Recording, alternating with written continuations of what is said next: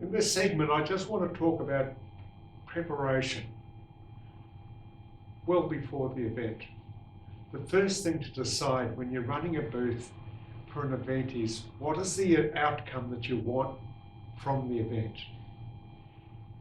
It may be just to increase your public profile, or it could be to increase your supporter base or your volunteer base.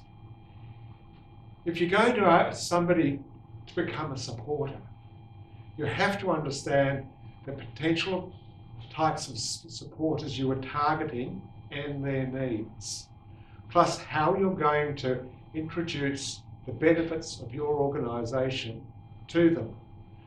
One of the first things that a potential supporter is going to look for is social proof. Your present supporters singing your praises, who have benefited from working with your organisation, they are the ones who are going to give you the social proof.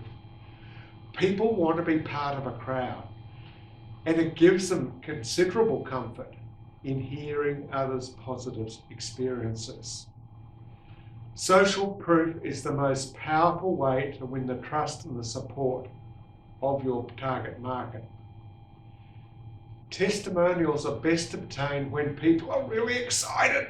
They've just done something, they're really happy. Get your phone out, say, look, could you give us a testimonial? This has just been fantastic.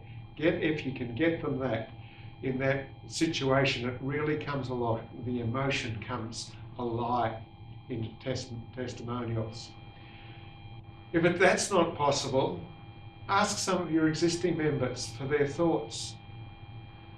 The types of questions that you may consider are, why did you decide to join the organisation? What would you say the main benefits that you received from your membership? Would you recommend others to join?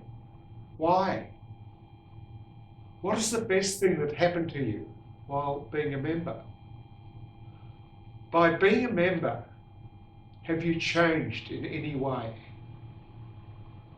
Give them questions that they can really go down deep on and give some meaningful answers. Your social proof may be video testimonials or interviews. They can run on a TV screen in the booth for a static display. Photo albums and copies of written testimonials can work well. If you have different classes of potential supporters in, say, different age groups or doing different activities, consider having photo albums that target each particular segment of the market. With your success stories, consider putting together a short case study to explain what you do. Include newspaper cuttings and clippings of awards. You need to have a variety of focused, interesting materials in your booth for people to browse, because sometimes people will be backed up. And if you've got materials that suit different segments of your market, you can give them a photo album which suits their segment. Make sure that you supply business cards and other promotional brochures are ready well before the event. It's worth brainstorming stories to uncover stories that might highlight the benefits of your organisation in a short, succinct, memorable story. People identify with personal stories, and a good story is memorable. Facts are dry and often forgotten. We're all cavemen at heart. Is this person going to fit in with my tribe? Is what we're all trying to sort out. And personal stories gets that connection between people. And it's a story is the quickest way to bridge that gap. It also promotes gut feelings. There's something I like about this person. I'm not sure what it is, but I like them. Now that comes from personal stories, not facts. When looking for stories, it's always the emotional connection that is important. That's what people remember. Now, if the story happened over a week with 8 people involved, when you retell that story, it may have happened over an afternoon with 3 people involved. You need to get the emotional content out there because that's what people connect with. Your essence of the story will be correct, but the facts have been changed to give a quick impact.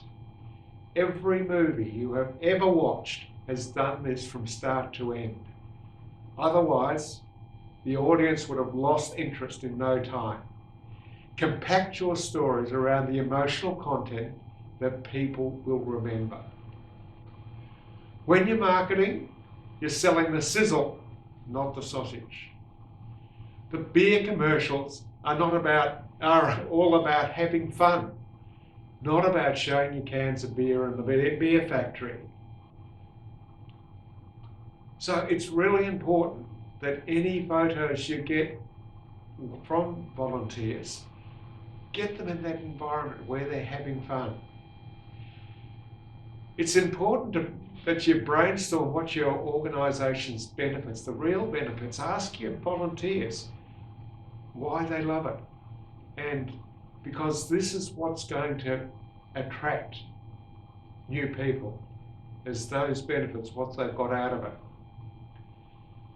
And different segments of your market will be attracted to different benefits. For a volunteer organisation, the benefit may be feeling good, helping others, making new friends, learning new skills, being exposed to new job opportunities. The feature could be serving meals for the homeless, working 3 evenings a week, driving people to medical appointments. They're all features. The social proof of existing volunteers appearing at the booth is a powerful tactic. Make sure you have all your databases updated and send out a short, upbeat email to all your past and present volunteers and clients, inviting them to come into the booth and support you. There is nothing more powerful when talking to a prospect, when a past or a present operator drops by to say hello. Try and facilitate that process. The next question you need to address is, what are the objections going to be? If you're a volunteer organisation, get ready for, I don't have the time. I cannot get from A to B to start work. I don't have the confidence. I don't have the skill in these areas. I'll get home too late, etc., etc. You need to have plausible answers for every objection they're likely to get. Do some play acting with the people who are going to staff the booth so that they can get skilled at meeting these objections, so that they'll have them on the tip of their tongues when they're talking to people. Consider how your booth operators are going to present themselves. This is a time to get your brand out in front of the people. So it may be a time to check t-shirt stocks and print up some aprons, or make sure there's logos on everybody. Glossy logos for the booths printed. Check your pull-up banners that they may need replacing. If you are asking somebody to give their name, you need to ask yourself, how can I make this process more inviting? One of the traditional ways is to find yourself a sponsor or sponsors, which can offer a reward for their efforts. We will cover sponsors in our next segment. We'll also cover booth positioning later, but there's a big difference to your outcome depending on where the booth is located. If this is changeable, consider your options now. I'll see you shortly.